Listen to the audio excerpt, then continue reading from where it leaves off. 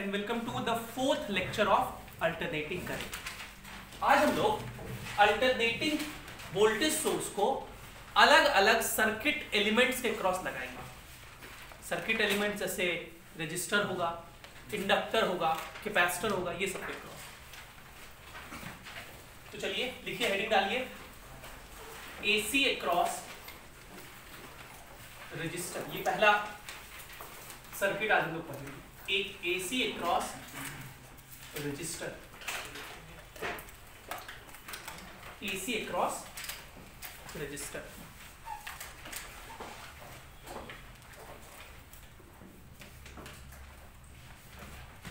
तो देखिए ये एक रजिस्टर है, इसका रेजिस्टेंस R है और इसके अक्रॉस हम लोग एक अल्टरनेटिंग सोर्स लगा देंगे। इसका इक्वेशन है E is equals to E naught sine omega t. E is equals to E naught sine omega t. ये क्या हो गया? अल्टरनेटिंग वोल्टेज हो गया। इस रजिस्टर में करंट पास करेगा। यहां हम लोग करंट का डायरेक्शन नहीं दिखाते। अगर हम यहां पे करंट का डायरेक्शन इधर दिखा रहे हैं, ये मतलब कि किसी इंस्टेंट पे करंट इधर फ्लो कर रहा है, क्योंकि अल्टरनेटिंग करंट का तो वोल्टेज भी का वैल्यू भी चेंज होता है और डायरेक्शन भी चेंज होती है। मतलब किसी इंस्टेंट पे ये टर्मिनल पॉजिटिव होगा, ये टर्मिनल, तो करंट इधर से फ्लो कर रहा होगा। किसी इंस्टेंट पे ये टर्मिनल पॉजिटिव होगा, ये नेगेटिव, तो करंट इधर से फ्लो कर रहा होगा। तो हम लोग भले दिखा दे कि करंट अभी इधर फ्लो कर रहा है, करंट अगर इधर फ्लो कर रहा है मतलब ये टर्मिनल उस इंस्टेंट पे पॉजिटिव, ये टर्मिनल उस इंस्टेंट पे नेगेटिव होगा, लेकिन ये चेंज होते रहता है, बदलते रहता है। और कितना फास्ट बदलता है अगर कोई पूछे, हम लोग पढ़े थे फ्रीक्वेंसी कितना होता है 50 हर्ट्ज, मतलब 1 सेकंड में 50 बार ये बदल जाता है। 1 सेकंड में 50 बार बदल जाता है। अब ये करंट कितना होगा? तो करंट तो हम लोग जानते हैं, करंट क्या होता है फॉर्मूला? करंट होता है voltage by resistance, Ohm's law. तो यहां भी वही रहेगा, तो ये चेंज हो जाएगा। करंट क्या होगा? Voltage E by R। E की जगह क्या लिखोगे? By R। और इस E नॉट बाय R को हम लोग I नॉट कहेंगे। तो अगर कोई करंट का इक्वेशन पूछे तो ये कहेंगे I is equals to I naught sine omega t. What is I naught? I naught किसको बोलते थे? क्या बोलते थे? Maximum current. What is I naught? अब सोच के देखो, करंट क्या होता है? Voltage by resistance. हमेशा होगा ये, कोई भी चीज लेंगे और जितना कुछ करेंगे ना, सब में यही करना आपको। करंट क्या होगा? Voltage by resistance. Maximum current चाहिए तो वोल्टेज भी कौन सा वाला लिखोगे? मैक्सिमम वाला, E नॉट बाय रेजिस्टेंस। ठीक है। अगर हम पूछे कि बताओ IRMS क्या होगा, तो क्या कहोगे? ERMS by R। पक्का? बस सिंपल। अब यहां पे एक दो चीज हम लोग सीखने जा रहे हैं। एक डायग्राम हम लोग बनाते हैं, इसको बोलते हैं फेजर डायग्राम। क्या बोलते हैं? Phasor diagram.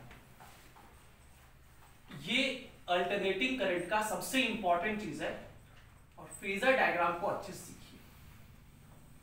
हर क्वेश्चन में आपको फेजर डायग्राम बनाना होगा, तो इसको आपको अच्छे से सीखना है कि फेजर डायग्राम कैसे बनाते हैं। देखिए, फेजर डायग्राम में हम लोग EMF को पहले टाइम के साथ दिखाते हैं। तो EMF का इक्वेशन आपको पता है, कितना है EMF का इक्वेशन? बताओ। E not sine omega T. इसको दिखा सकते हो ग्राफिकली? साइन का ग्राफ तो आराम से बनाने जानते हैं हम लोग। ये होता है साइन का ग्राफ, बोलो। और ये जो मैक्सिमम करंट वोल्टेज, इसको क्या बोलेंगे? तो ये जो रेड से बनाया है किसका ग्राफ हो गया? E not sine omega t. अब करंट दिखाइए। करंट का क्या इक्वेशन है? I naught sine omega T. इसका भी ग्राफ बना सकते हैं। कैसे बनाओगे? ऐसे ही बना देते हैं ना।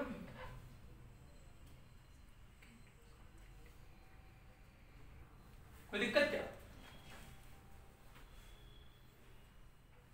ये ऊपर भी हो सकता था ग्रीन वाला, नीचे भी हो सकता था, क्योंकि वो तो डिपेंड करेगा R का वैल्यू क्या है। अगर R का वैल्यू 2, 3, 5 ऐसा कुछ है, 1 से ज्यादा है, I नॉट छोटा होगा। अगर R का वैल्यू 0.5 ऐसा हो तो I नॉट ऊपर हो जाएगा। That is not our concern here. तो ये ग्राफ हो गया I is equals to I naught sine omega T.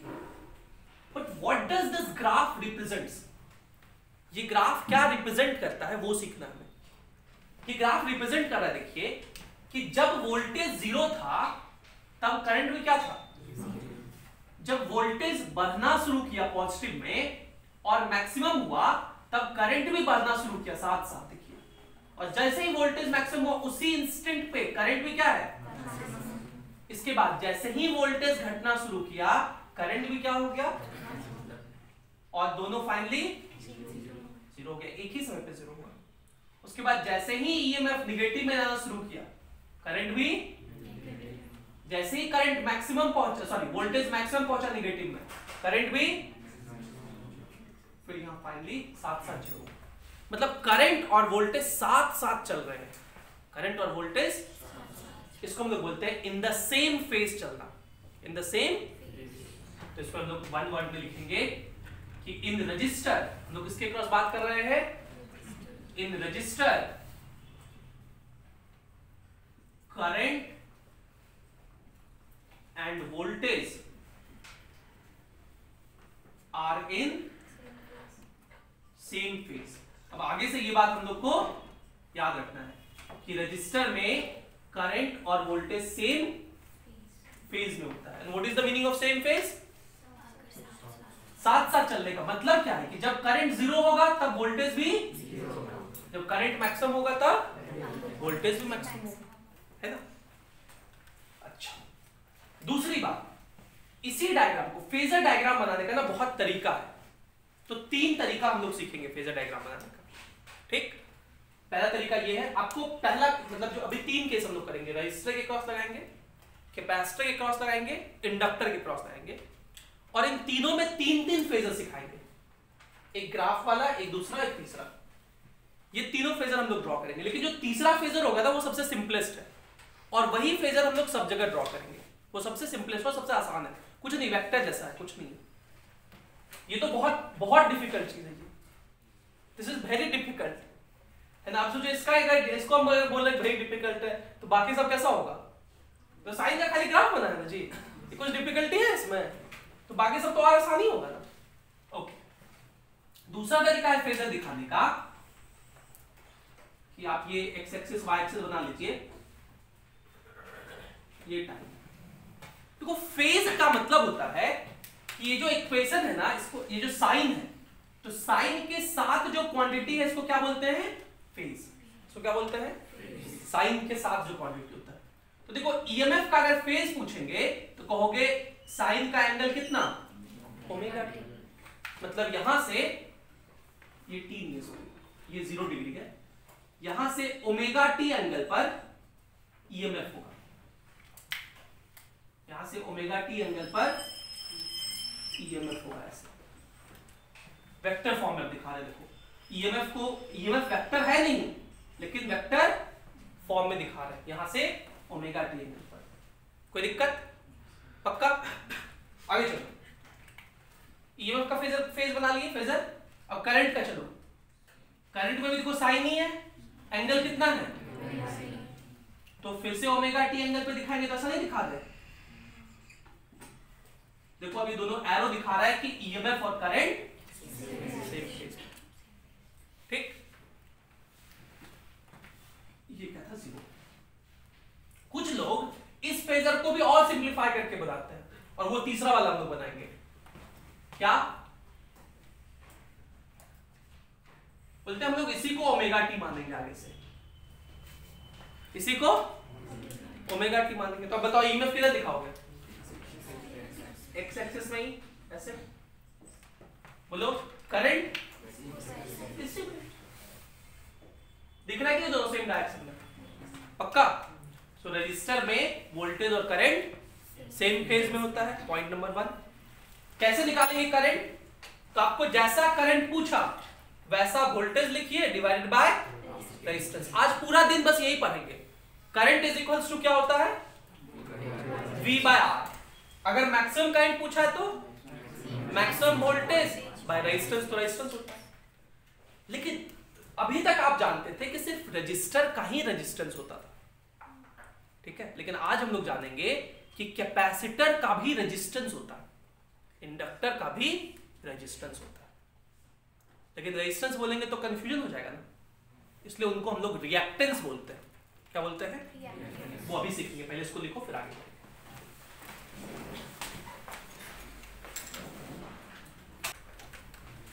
चलिए अब हम लोग दूसरा पढ़ते हैं, AC across capacitor. AC across capacitor अब अच्छे से समझिए। देखो यहां पर भी ना सारा चीज जो पहले लिखे थे ना उसी को रिपीट करेंगे, सेम चीज को, लेकिन थोड़ा सा चेंजेस आएगा। तो वो चेंजेस को समझना है, क्या चेंज हो रहा है। ये कैपेसिटर, इसका कैपेसिटेंस हम लोग जानते हैं सी होता है, और इसको हम लोग अल्टरनेटिंग सोर्स के क्रॉस लगा देंगे। इसमें भी करंट फ्लो करेगा। ईएमएफ का equation E is equals to E naught sine omega T. तो करंट का इक्वेशन क्या होगा? E naught by resistance into sine omega T. But right now we don't know what is the resistance of this capacitance. अभी हम लोग नहीं जानते हैं, तो पहले हम लोग डिराइव करते हैं।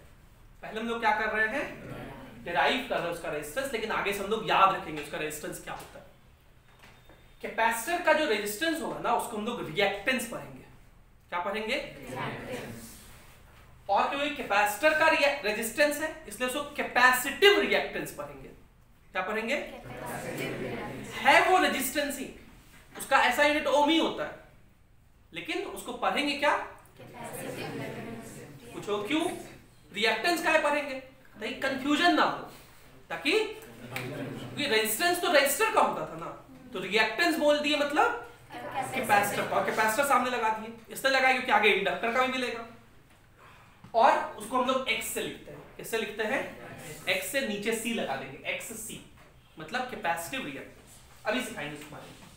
दिक्कत क्या है कि यहाँ पे मुझे करंट के बारे में नहीं पता है, कैपेसिटर में करंट के बारे में नहीं पता है। कैपेसिटर में किसके बारे में पता होता है? चार्ज के बारे में। तो किसी इंस्टेंट पे मान लो ये पॉजिटिव टर्मिनल है, नेगेटिव टर्मिनल है, तो ये पॉजिटिव चार्ज होगा प्लस क्यू, यहां क्या होगा? Minus Q. बोलो। तो इसमें केवीएल लिखो, क्या लिखोगे? यहां से चलो तो Q बाय सी, जिस प्लेट पे पहुंचते थे उसका चार्ज लिखते थे बाय कैपेसिटेंस, ये हो गया ईएमएफ माइनस ये सब इज इक्वल्स टू 0, तो is equals to E naught sine omega t लिख देते हैं। बोलो। तो Q इज इक्वल्स टू क्या लिखोगे? C ई नॉट साइन ओमेगा टी। मतलब अगर कोई हमसे चार्ज का इक्वेशन पूछ दे तो हम बता देंगे, है ना? लेकिन we know that what is current? dq by dt, rate of change of charge. उसको डिफरेंशिएट कर दीजिए, डिफरेंशिएशन तो आता है आप लोग को। C नॉट कांस्टेंट हो गया, साइन ओमेगा टी का differentiation omega into cos omega t. कोई दिक्कत यहां तक? So I is equals to लिखकर देखिएगा E naught by 1 by omega C into cos omega t. बोलो यहां तक कोई दिक्कत? कि जो ओमेगा सी ऊपर में था इसको हम नीचे में 1 बाय ओमेगा सी करके लिखे। क्यों लिखे ऐसा? देखो यही है E नॉट बाय, ये क्या है? Reactance, capacitive reactance.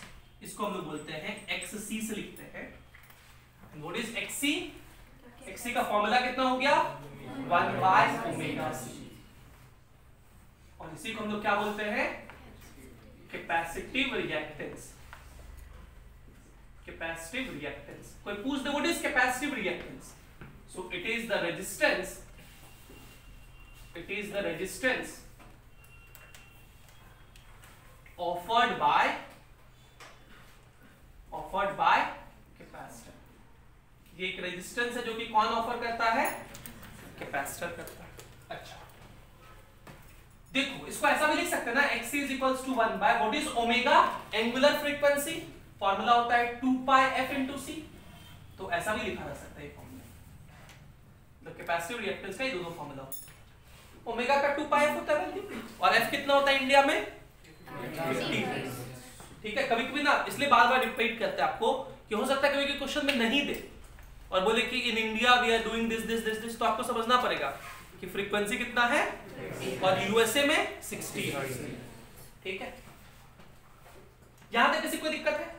अगर मैं पूछूं कि कैपेसिटिव रिएक्टेंस का ऐसा यूनिट क्या होता है तो क्या कहिएगा? ओम, क्योंकि ये भी एक रेजिस्टेंस ही है। आप चाहें तो इसमें पुट करके निकाल भी सकते हैं, ओम ही आएगा। ठीक, अब देखो वापस से करंट का इक्वेशन लिखते हैं। तो यहां मैंने पहला बात हम लोग डिस्कस कर लिए। क्या डिस्कस कर लिए? कि कैपेसिटर का रेजिस्टेंस कितना होता है? XC। उसको XC से लिखता है, उसका फॉर्मूला क्या होता है? 1/ओमेगा से। And what is omega? Angular frequency. उसका फॉर्मूला 2πfp होता है। So point number 1, capacitive reactance XC होता है 1/ओमेगा c। सो अब जरा इस इक्वेशन को देखिए, तो क्या लिखेंगे? I is equals to E0 by XC into, कोई दिक्कत? तो इसको क्या करोगे? I0।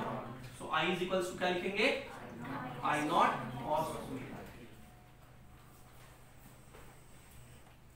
So what is I0 here? E0 by XC। फिर से देखिए वही चीज आ गया, current is equals to voltage by resistance. आ गया कि नहीं आ गया? तो अगर मुझे कैपेसिटर में कल को वो पूछ दे कि बताइए मैक्सिमम करंट कितना, तो मैक्सिमम वोल्टेज बाय रेजिस्टेंस, और कैपेसिटर का रेजिस्टेंस 1/ओमेगा c। कोई दिक्कत? अगर कल को वो आपसे पूछ दे बताइए IRMS का वैल्यू कितना, ERMS बाय, नहीं, ठीक सीख गए? अच्छा, यहां पे एक पॉइंट और है आगे। देखो ये जो cos ओमेगा t है ना, इसको हम लिख सकते हैं sin ओमेगा t प्लस π/2। बचपन में पढ़ा था कि sin 90 plus theta cos theta होता है, तो 90 प्लस थीटा करती है। बोलो अब ऐसा क्यों लिखे? ऐसा क्योंकि हम लोग को फेजर आगे बनाना है। आगे क्या बनाना है? फेजर। चलिए फेजर बनाते हैं। ये दिख रहा है ये पार्ट?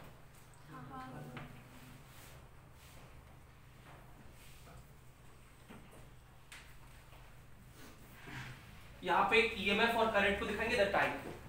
पहला तो फेजर नॉर्मल जो ग्राफ होता है उसको दिखाते हैं। देखो ईएमएफ किसका इक्वेशन, किसका फंक्शन है? साइन ओमेगा टी का। तो साइन का ग्राफ वी नो ऐसा होता है। कोई दिक्कत? अब करंट किसका फंक्शन है?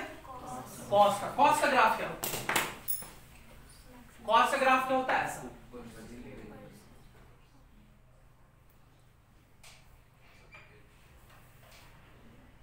ऐसा, ठीक है। तो ये जो ग्रीन वाला है कॉस का यहां शुरू होता है ऐसे। ये ग्रीन वाला किसका है? I is equals to I0 cos omega t का। So let's read this graph। इस ग्राफ को पढ़िए। तो जब वोल्टेज 0 है तब करंट क्या है? मैक्सिमम। जब वोल्टेज बढ़ना शुरू किया और मैक्सिमम हुआ तब तक करंट घट के 0 हो चुका है। बोलो ये बताओ करंट आगे चल रहा है कि पीछे? आगे चल रहा है। देखो जब वोल्टेज मैक्सिमम हो रहा है, ये पहले ही मैक्सिमम हो चुका था, देखो है ना। वोल्टेज जब 0 था उसी समय ये मैक्सिमम हो चुका था। नहीं, जब ये वोल्टेज बढ़ के मैक्सिमम हुआ तब ये घट के कितना आया? अभी देखो अभी वोल्टेज घटना शुरू किया है, 0 जाएगा तब तक ये 0 से किधर पहुंच गया? नेगेटिव में मैक्सिमम हो गया। वोल्टेज अब चला है नेगेटिव में मैक्सिमम होने, तब तक ये बढ़ के वोल्टेज अब चला है बढ़ने 0 होने, तब तक ये बढ़ के फिर से। So this time current is not in phase with the voltage. Current is current is leading the voltage. Current is by π/2 90 degree से लीड कर रहा है। 90 आगे है, एक सेक्शन जो होता है यहां से यहां तक का 90 होता है। So in capacitor, ये इंपॉर्टेंट पॉइंट है, in capacitor who leads? अब क्या दिक्कत होता है? बच्चे लोग क्या याद रखते हैं? कैपेसिटर में लीड करता है, रजिस्टर में सेम रहता है, कैपेसिटर में लीड करता है, इंडक्टर में लैग करता है। अरे भैया क्या लीड करता है? किससे? ये बोलना बहुत जरूरी है, क्योंकि अगर हम कहें कि मेरी उम्र आपसे 6 मंथ ज्यादा है, 6 महीना, मैं आपसे 6 मंथ बड़ा हूं, इसको ऐसे भी तो कह सकते हैं, आप लोग हमसे 6 मंथ छोटे हैं, है ना? तुम लोग खाली बोलते हो कि छोटे हैं, बड़े हैं भाई कौन बड़ा है बोलना पड़ेगा ना, कौन छोटा। सिमिलरली हम लोग कहेंगे इन capacitor current Leeds voltage by pi by 2। Current Leeds voltage bye, मतलब करंट जो है वोल्टेज से पाई बाय 2 ज्यादा है। इसको उल्टा क्या बोलेंगे? वोल्टेज लैग्स फ्रॉम करंट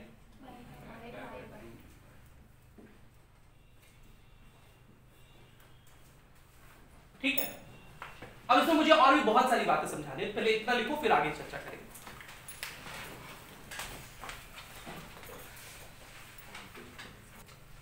अब देखिए ये तो बहुत कॉम्प्लेक्स फेजर है, तो डायग्राम बनाना पूरा होता है।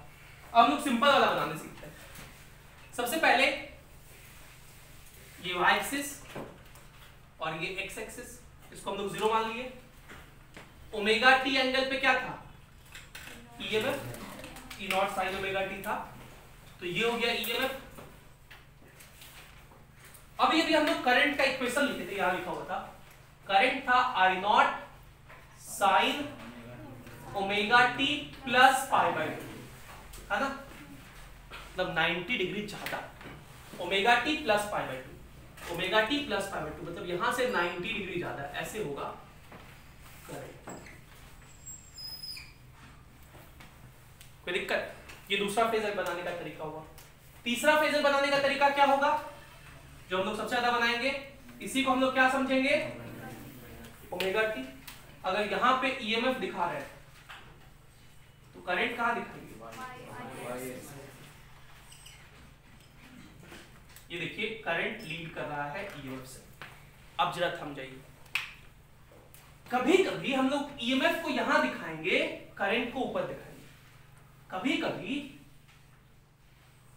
करंट को यहां दिखाएंगे, करंट को यहां दिखाएंगे। तो अब बताओ ईएमएफ किधर दिखाओगे? नीचे, ऐसे।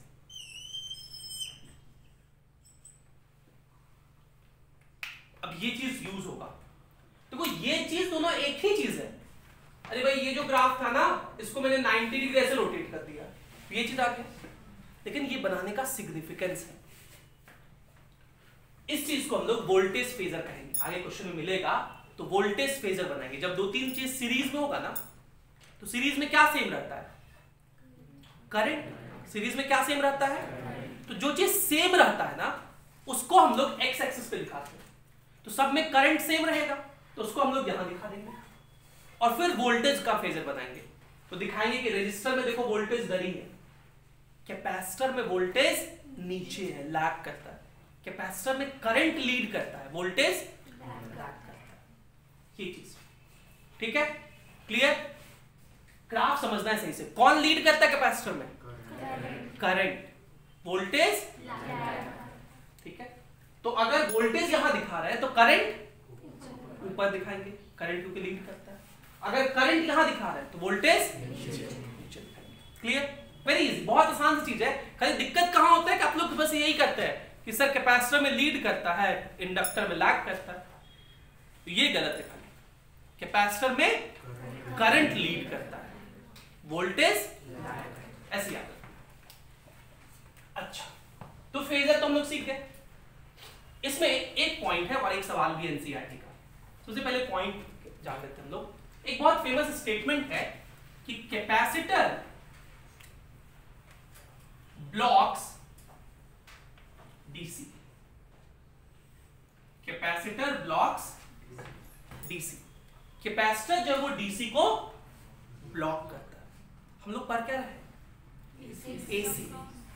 एसी की बात कर रहे हैं, लेकिन हम लोग डिस्कस भी किसके करने का आ गए? डीसी। जब कैपेसिटर क्रॉस लगाते हो, अगर आपको याद हो, लोग लगाए थे, कैपेसिटर था ये डीसी वोल्टेज था।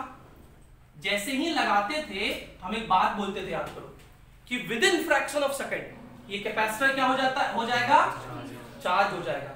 और कुछ याद लाते हैं, ये एनर्जी सप्लाई करता था, जिस एनर्जी का आधा एनर्जी इस कैपेसिटर में स्टोर होता था और आधा हीट के फॉर्म में कनेक्टिंग वायर में लॉस हो जाता था। ये सारा बात डिस्कस किए थे। लेकिन ये जो चार्ज हुआ, इस चार्ज में बहुत कम समय लगता है, with in fraction of second.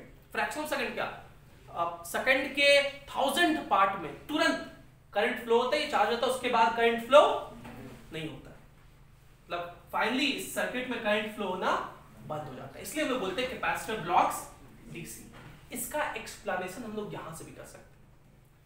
अगर हम लोग पूछें कि ये जो डीसी है क्या ये चेंज कर रहा है, कहोगे नहीं, तो क्या इसका चेंज करने का फ्रीक्वेंसी हम 0 लिख दें? अब अगर पूछे कि बताओ इस कैपेसिटर का रेजिस्टेंस कितना डीसी के लिए, तो कैपेसिटिव रेजिस्टेंस का फार्मूला क्या होता है, 1/2 पाई एफसी, और एफ का वैल्यू, तो कैपेसिटिव रेजिस्टेंस कितना, रेजिस्टेंस इनफिनिटी, तो करंट कितना, 0, वोल्टेज बाय रेजिस्टेंस लिखते हैं current. This is why capacitor blocks DC. ठीक, अच्छा, इस पे एक सवाल एनसीईआरटी में है, तो इस सवाल को एक्सप्लेन कर देता हूं। एनसीईआरटी एग्जांपल में है, तो आज आप घर जाके वो सवाल लिख लेंगे और उसका एक्सप्लेनेशन भी अच्छे से, एक्सप्लेनेशन अपने वर्ड्स में लिखिएगा, एनसीईआरटी के वर्ड्स में मत लिखिए, क्वेश्चन एनसीईआरटी के वर्ड्स में लिखिए। तो क्वेश्चन ये था कि ये कैपेसिटर है और ये एक बल्ब है, ठीक है, और इस सिस्टम को पहले हम लोग एसी के क्रॉस लगा दिए। किसके क्रॉस लगा दिए? एसी के क्रॉस। बताओ ये बल्ब जलेगा कि नहीं जलेगा? जलेगा। कैपेसिटर किसको ब्लॉक करता है? एसी को तो ब्लॉक करता नहीं है, तो अल्टरनेटिंग करंट फ्लो करेगा, दिस बल्ब विल ग्लो। तो अगर एसी के क्रॉस रखे हैं सो बल्ब विल ग्लो। अब सवाल ये पूछा था कि इस बल्ब का ब्राइटनेस कैसे चेंज करेगा अगर कैपेसिटेंस को बढ़ाया घटा दे, तो कैपेसिटेंस को दुगुना कर दे या आधा कर दे, तो क्या इस बल्ब का ब्राइटनेस चेंज करेगा? अगर चेंज करेगा तो कैसे चेंज करेगा? Very easy. इस सर्किट में किसी भी इंस्टेंट पे करंट क्या लिखोगे? ईएमएफ, जैसा करंट वैसा ही लिखेंगे। तो अगर आई आरएमएस लिखते हो तो क्या लिखोगे? ई आरएमएस बाय रेजिस्टेंस। रेजिस्टेंस क्या लिखोगे? एक्सी। एक्सी होता है क्या? तो ई आरएमएस इंटू ओमेगा इंटू सी लिख सकते हैं, बोलो। अब अगर बताओ कैपेसिटेंस बढ़ेगा तो करंट भी बढ़ेगा। तो अगर कैपेसिटेंस को बढ़ा देंगे तो इस सर्किट में करंट क्या होगा? बढ़ेगा, ज्यादा फ्लो करेगा, तो बल्ब ज्यादा ग्लो करेगा, करेगा ना। अगर कैपेसिटेंस को घटा दे तो बोलो करंट भी घट जाएगा, तो बल्ब कम ग्लो करेगा, ठीक है, डिम हो जाएगा। क्लियर? दूसरा पार्ट था सवाल का, ये पहला पार्ट था केस 1। दूसरा पार्ट था कि ये कैपेसिटर है, ये बल्ब है, इसको डीसी के क्रॉस लगा दिए, क्या ये बल्ब जलेगा? नहीं जलेगा।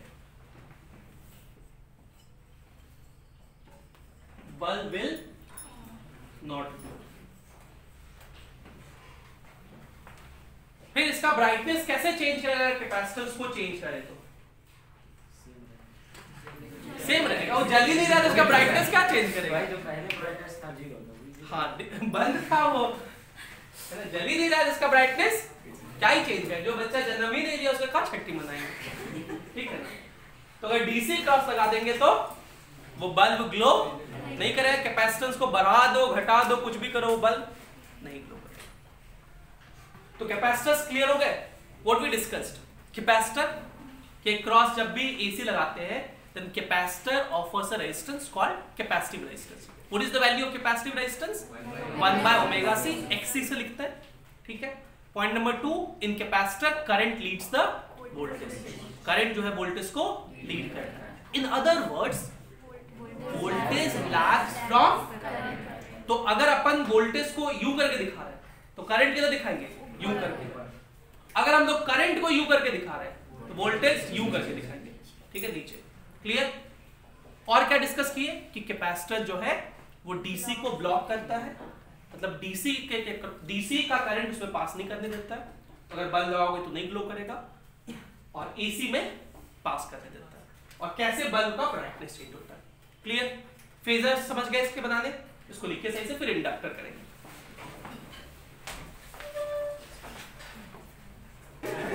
चलिए आगे हम लोग पढ़ते हैं तीसरा, AC across inductor. AC across inductor. What is inductor? A device. ठीक है, कैपेसिटर भी एक डिवाइस है, इंडक्टर भी एक डिवाइस है, रजिस्टर भी एक डिवाइस है। तीनों में फर्क है। क्या फर्क है? तो इसको एक कहानी सुनाते हैं। एक पापा थे, ठीक है, मम्मी थी, और उनका एक नालायक सा बेटा था। ठीक है, पापा भी बेचारे दिन रात मेहनत करते थे, काम करके पैसा कमा के लाते थे, पैसा को जमा करते थे। ठीक है, तो पापा है कैपेसिटर, पैसा कमाते हैं, एनर्जी, और उसको जमा करके रखते हैं। और वो कहां जमा करके रखते थे? तो बैंक में। ठीक है, तो इलेक्ट्रिकल फील्ड में वो एनर्जी स्टोर करता है। कौन? कैपेसिटर। मम्मी बेचारी दिन भर मेहनत करती थी, लेकिन वो जो पैसा कमा के लाती थी वो बैंक में नहीं, वो घर ही में जमा करती थी, अपने अंदर। ठीक है, घर में। ठीक है, कोई गुल्लक में डाल दी, कोई किचन के बिस्किट का डब्बा में डाल दी, ऐसा ही होता है, चीनी का डब्बा में मिल गया। तो खैर, तो इंडक्टर में क्या है? एनर्जी स्टोरिंग डिवाइस है। इंडक्टर भी क्या है? एनर्जी स्टोरिंग डिवाइस है, जो कि एनर्जी को स्टोर करता है। किसमें? मैग्नेटिक फील्ड में। किसमें? मैग्नेटिक फील्ड में। और रजिस्टर इन दोनों का नालायक बेटा है, जो कि सब पैसा को उड़ाता है। ठीक है, तो इंडक्टर क्या होता है? Energy storing device which stores energy in magnetic field. Energy in, कितना एनर्जी स्टोर करता है? तो ये बिल्कुल फॉर्मूला वैसा ही होता है। एनर्जी को अगर यू से लिखे तो अगर आप याद करो तो कैपेसिटर में कितना था? हाफ CV स्क्वायर, यहां होता है half LI square. Half, what is L? Inductance. What is L? Inductance of the inductor, जिसका SI यूनिट क्या होता है? हेनरी। इसका SI यूनिट होता है हेनरी। सारे जो डिवाइस है ना, उसका SI यूनिट किसी ना किसी साइंटिस्ट के नाम पे है। रजिस्टर का होता है ओम, ओम एक साइंटिस्ट थे। कैपेसिटर का होता है फराड, फराड भी एक साइंटिस्ट थे। फराडे नहीं, फराड। कैपेसिटर क्या होता है? फराड। और इंडक्टेंस का होता है हेनरी, H से लिखते हैं। हेनरी थोड़ा बड़ा यूनिट होता है, तो मिली हेनरी यूज करते हैं, मतलब 10⁻³ हेनरी। जैसे कैपेसिटेंस बड़ा यूनिट था, कैपेसिटेंस मतलब फराड बड़ा यूनिट था, तो हम लोग माइक्रो फराड यूज करते हैं, 10⁻⁶ फराड, या पिको फराड 10⁻12 फराड, या नैनो फराड 10⁻⁹ फराड। आई क्या है? करंट। तो ऐसा ही फॉर्मूला हम लोग कैपेसिटर में सीखते थे ना, हाफ CV स्क्वायर। सेम चीज यहां भी है। याद करो वहां पे एक चीज सीखते थे, एनर्जी डेंसिटी। याद है? Energy per unit volume, very important बताए थे। ये दोनों का डेरिवेशन इंपॉर्टेंट था बोर्ड एग्जाम के लिए। एनर्जी डेंसिटी का वहां फॉर्मूला ड्राइव किया, किसी को याद है? बोलो रोशनी।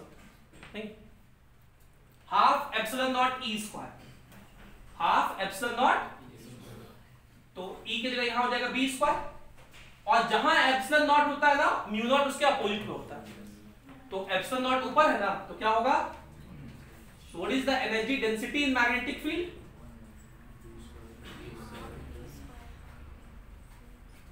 B square by 2 mu naught. B square by 2 mu naught is the energy density. B square by 2 mu naught. ठीक है? So what is inductor? Energy storing device which stores energy in magnetic field. Clear? कितना energy store करता है? Half LI square. What is L? Inductance. What is the SI unit of inductance? Henry. Energy density B square by 2 mu naught. Clear? And what is inductance? अगर ये भी कोई पूछ दे, वैसे ये सब चीज EMI में आप पढ़े हो। फ्लक्स जो होता है वो डायरेक्टली प्रोपोर्शनल होता है करंट के। और जो प्रोपोर्शनलिटी कांस्टेंट होता है उसी को हम लोग इंडक्टेंस कहते हैं, Li। फ्लक्स कौन सा? Magnetic flux. What is phi? Magnetic flux. ये भी बता ही देता हूं क्या। देखो इंडक्टर किसी और को नहीं, सोलेनॉइड को बोलते हैं। किसको बोलते हैं? तो दिस इज सोलेनॉइड। ठीक है, इस सोलेनॉइड में करंट फ्लो कर रहा है, मान लो आई। ठीक, इस सोलेनॉइड में नंबर ऑफ टर्न्स मान लो capital N. What is capital N? Number of turns. Number of turns is capital N.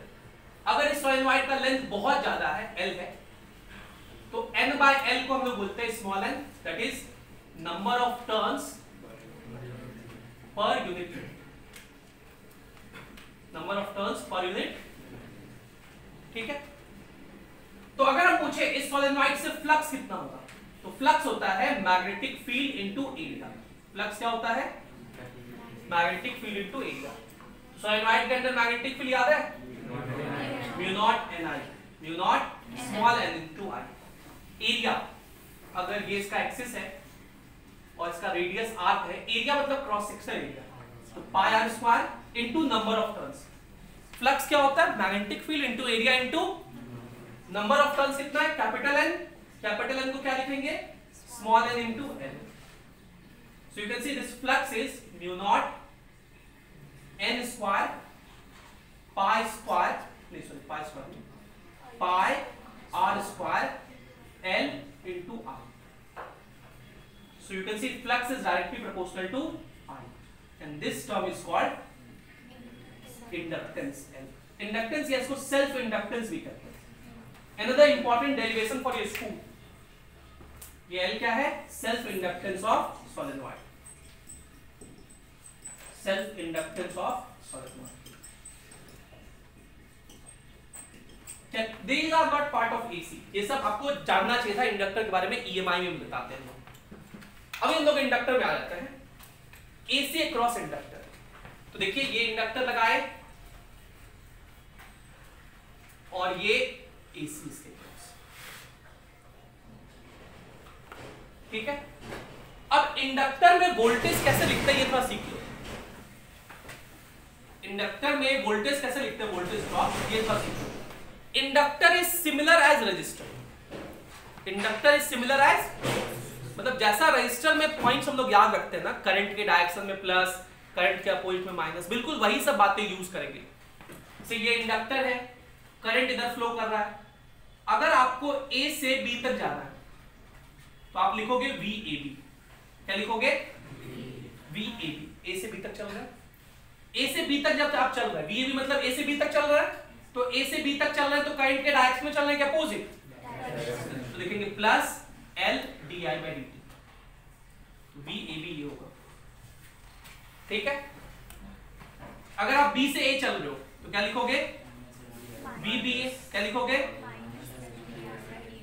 Minus L di by dt। कोई दिक्कत? तो किसी इंस्टेंट पे मान लो ये पॉजिटिव टर्मिनल, ये नेगेटिव टर्मिनल है, तो करंट ऐसे फ्लो कर रहा होगा, ये L, ये E is equals to E naught sin omega t। यहां से चलो KVL लिखो इसमें, क्या लिखोगे? यहां से चलो क्या लिखोगे इसमें? Drop L di by dt, बोलो minus this is equals to 0, तो is equals to E naught sin omega t लिख दे। सो ये हम लोग का इक्वेशन आ गया। अब इसी इक्वेशन से हम लोग करंट निकालेंगे, इसी इक्वेशन से हम लोग करंट निकालेंगे। पहले आप लोग इतना बात लिखिए, फिर हम लोग ये क्वेश्चंस आगे बढ़ेंगे।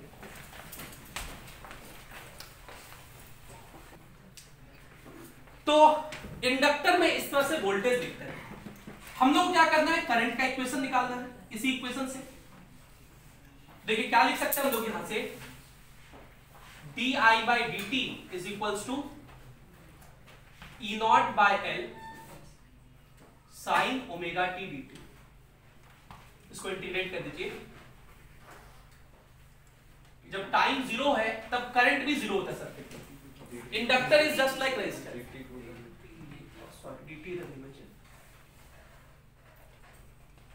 जब करंट टाइम 0 है तो करंट भी 0 होता है। किसी टाइम t पे इस इंडक्टर में करंट I हम लोग को निकालना है। di का इंटीग्रेशन I माइनस 0 पुट करेंगे तो I। E naught by L बाहर, साइन का इंटीग्रेशन माइनस कॉस टी, अगर साइन टी होता minus cos T, sign omega T है तो वो डिवाइड कर minus cos omega T by omega 0 से t, तो ई नॉट बाय एल, पहले t पुट कर दीजिए तो minus cos omega T by omega. अच्छा ये लिमिट मत लिखो, इसका लिमिट नहीं लिखते इसमें क्योंकि वो अपने आप एडजस्ट होकर आता है, तो सीधा सीधा i is equals to E naught by omega L minus cos omega t, limit अपने आप एडजस्ट होता है, तो E naught by omega L हो गया, तो i इज इक्वल्स टू लिखेंगे, देखो अब देखो ये टर्म, ये दिख रहा है आप लोग को, इसको क्या कहते हैं हम लोग, I is equals to voltage by resistance, तो इसको क्या कहेंगे XL, फॉर्मूला ओमेगा एल, क्या नाम होगा inductive reactance. What is inductive reactance, resistance offered by inductor, इसका ऐसा यूनिट क्या होगा ओम, इसका ऐसा यूनिट क्या होगा ओम। तो इस टर्म को हम लोग लिख सकते हैं I is equals to E naught by XL into minus cos omega t, बोलो ठीक है, ई नॉट बाय एक्सएल तो क्या कहोगे आई नॉट, फिर से देखो वही formula, I naught is equals to क्या लिखोगे ई नॉट बाय एक्सएल, मतलब मैक्सिमम वोल्टेज चाहिए तो सॉरी मैक्सिमम करंट चाहिए तो मैक्सिमम वोल्टेज बाय रेजिस्टेंस, और इंडक्टर का resistance XL, same formula use करें नहीं बार बार सब में, खाली आपको सबका रेजिस्टेंस का फॉर्मूला याद होना चाहिए। अगर आपको IRMS चाहिए तो क्या लिखोगे ERMS by XL, I average चाहिए तो E average by XL, so this equation can be written as I is equals to I naught, इसको लिख दिया I naught minus cos omega t, देखो इसको ऐसा भी लिख सकते हैं, ये होता है I naught sine omega T minus pi by 2, minus common ले लेंगे इसमें से, माइनस ही बाहर आ जाएगा, यहां बचेगा pi by 2 minus omega T और sine 90 minus theta sine cos theta, तो ये चीज आ जाएगा, तो ये करंट का इक्वेशन हो गया। ठीक, अब यहां डायरेक्ट देख के बताओ कि ईएमएफ का फेज कितना है ओमेगा टी, करंट का फेज कितना है, तो इंडक्टर में current, so in inductor current lags from voltage by pi by 2, ठीक है। अब इसमें हम सिंपलेस्ट फेजर से ही शुरू कर रहे हैं।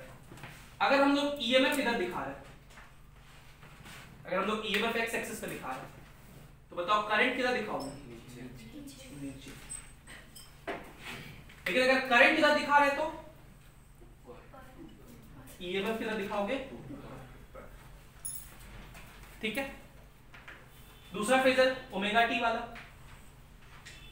ये 0 है, अगर ओमेगा टी पे ईएमएफ दिखा रहा है,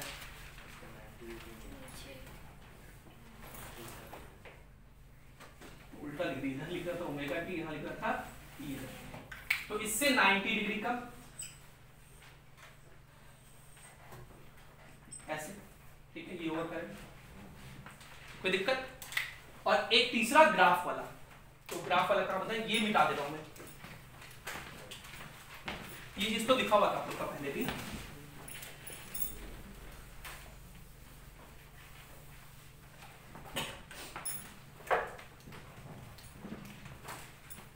ग्राफ वाला कहां गया ग्राफ, तो ये ईएमएफ और टाइम या करंट और टाइम के बीच का ग्राफ, तो ईएमएफ तो साइन का ग्राफ बनेगा,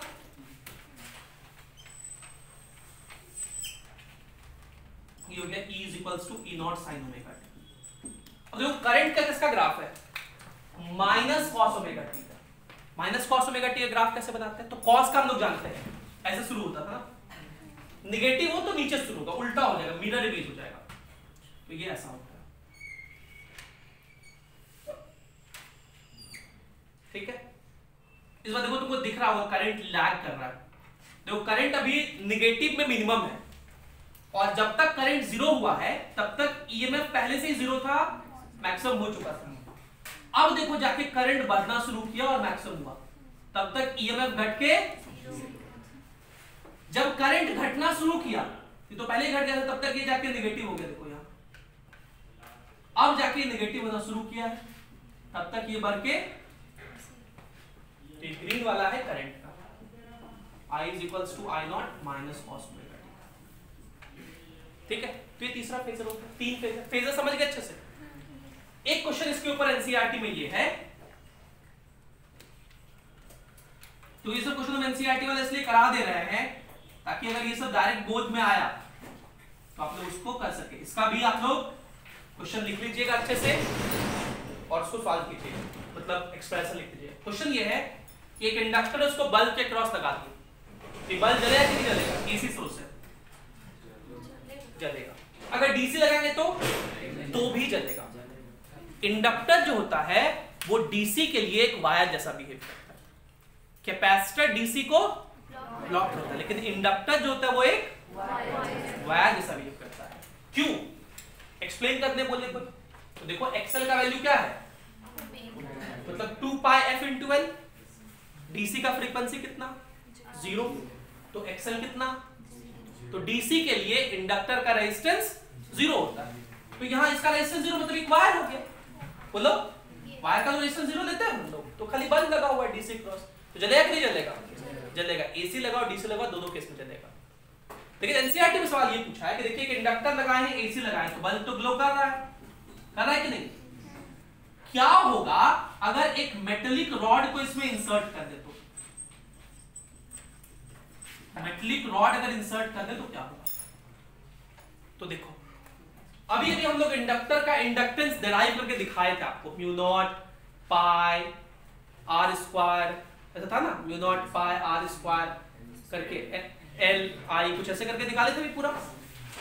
तो देखो जब इसके अंदर कुछ नहीं होता तो म्यू नॉट बोलते हैं, ठीक। जब कुछ मेटल का डाल देंगे तो उसका म्यू आर भी लिखना होगा, और जो मेटलिक रॉड होता है उसका म्यू आर 1 से ज्यादा होता है, उसका म्यू आर 1 से। तो मेटल डालने से, बेसिकली मेटल का रॉड डालने से इंडक्टेंस क्या हो जाता है? बढ़ जाता है। मेटल का रॉड डालने से इंडक्टेंस बढ़ जाता है। तो मेटल का रॉड डाल दिया तो इंडक्टेंस बढ़ गया।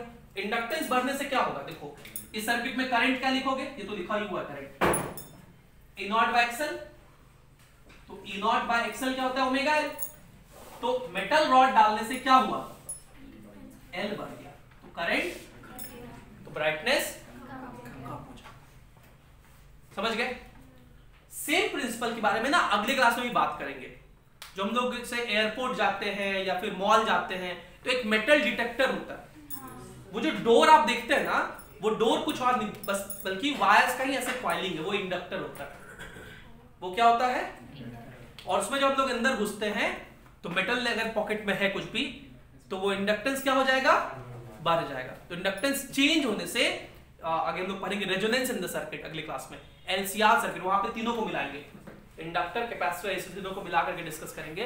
तो एक फेनोमेनन होता है रेजोनेंस, वो रेजोनेंस डिस्टर्ब हो जाता है और उसी को वो सेंस करता है कि भाई रेजोनेंस पे करंट मैक्सिमम होता है, तो वो करंट घट जाता है। वहां पे करंट घटा, सेंसर आवाज करने लगता है, बेल बजने लगता है कि टॉ कुछ है आपके में, फिर वो चेक करके निकालता है, अच्छा चाबी है, अच्छा ये मठिया था, ये था, ठीक है। देखता है कि गन तो नहीं है, बुलेट तो नहीं है, बस ये देखता है ना।